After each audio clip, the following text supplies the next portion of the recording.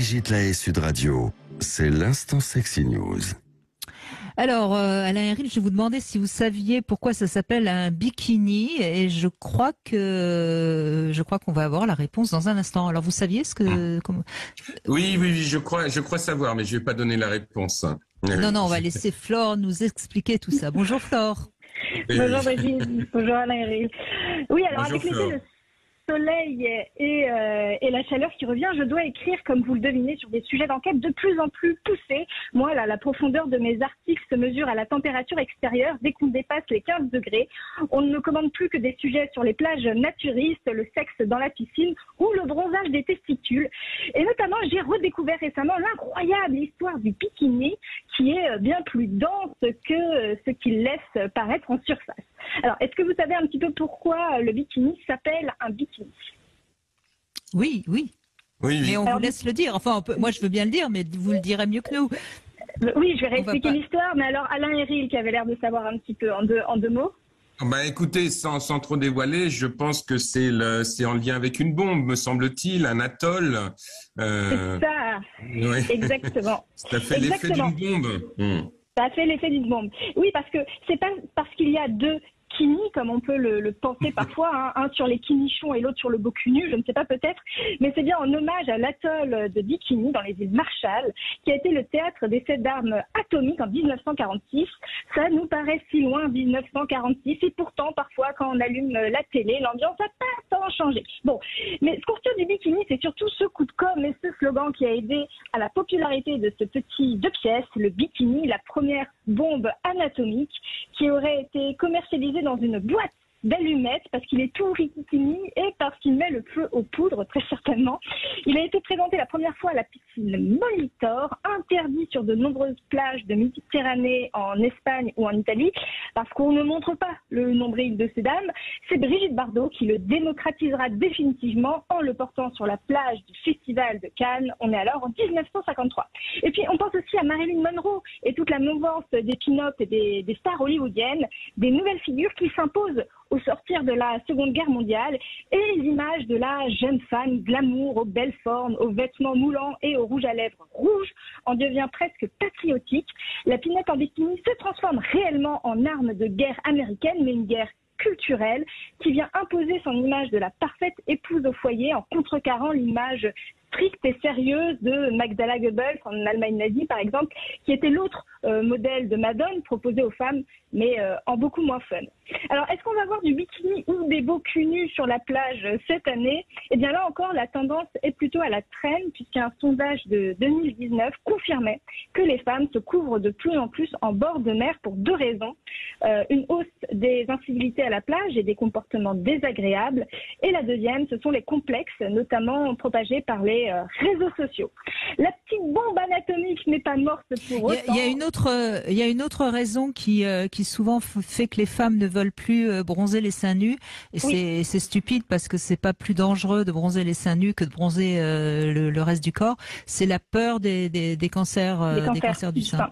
Oui. Vous avez raison. Oui. Il y a aussi la mode du bronzage qui était très à la mode à la fin du 20e et voilà, on sait que le soleil sur la peau n'est pas forcément une bonne chose, donc il y a moins de bronzage, mais en effet, ça ne réduit pas forcément pour autant le cancer du sein. Bref, la petite bombe anatomique n'est pas morte pour autant, elle montre bien qu'elle a su traverser les décennies avec classe et panache, et elle n'est plus aussi sulfureuse qu'à ses débuts.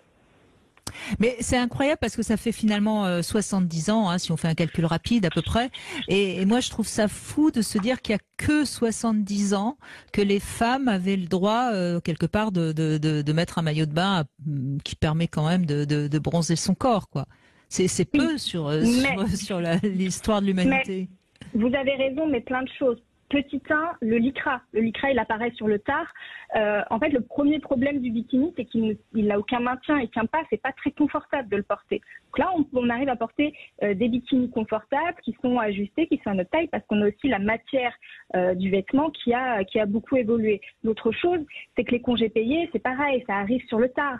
Au début du 20e, on n'était pas là tous à prendre nos vacances et à se bronzer et à bronzer à Ibiza. Donc, il faut aussi attendre les congés payés, l'évolution des matières techniques pour qu'on voit le bikini aussi apparaître. Oui, mais alors ça montre bien, et là je redonne la parole à Alain Héril, ça montre bien que finalement le corps des femmes, ça fait pas si longtemps que ça qu'il est libéré, donc il faut pas s'étonner qu'elles aient encore du mal avec leur corps, leurs désirs et tout ça, parce que finalement c'est très très récent. Oui, oui, ben, par rapport à ce que dit Flore, effectivement, sur le tissu, sur les congés payés, tout ça, c'est vrai, mais je suis pas persuadé que si le bikini était apparu avant, ça aurait été aussi accepté que ça. Ouais, c'est vrai que l'exposition du corps des femmes dans l'espace public, il suffit de voir les évolutions au niveau des robes, les chevilles qui ont commencé à se montrer, et tout ça, ça s'est fait assez tardivement. Et de mon point de vue, effectivement, c'est encore très inscrit dans l'inconscient collectif féminin. Hein. Ça joue encore, bien sûr, et voilà, c'est comme s'il y avait quelque chose d'automatiquement scandaleux dès que ça s'exprimait de manière trop libre. Voilà, et je trouve ça assez intéressant aussi que ça soit le nombril qui devrait pas se montrer. Ça donne une dimension, très érotique au nombril tout d'un coup. Hein. Alors qu'aujourd'hui, on voit beaucoup de tenues où justement le nombril est à l'heure, hein, même chez les très jeunes. Oui, tout à fait. Oui, dans les rues des grandes villes et tout, c'est voilà, le beau temps apparaît maintenant et les nombrils fleurissent dans beaucoup de rues. En tout cas, merci beaucoup Flore Chéry. Et puis, c'est actuellement je sais plus combien, c'est combien l'anniversaire d'Union? C'est 50, c'est ça? Ou 70? Je sais Oui, plus. c'est 50 ans, hein. on va fêter nos 50 ans. 50 ans. Oui, donc retrouvez Flore Chéry sur union.fr puisqu'elle travaille avec le magazine Union que peut-être certaines personnes de plus de 50 ans connaissent bien. Et puis vous pouvez évidemment la retrouver aussi sur son site mysweetfantasy.com. Voilà. Merci Flore Chéry. Merci beaucoup.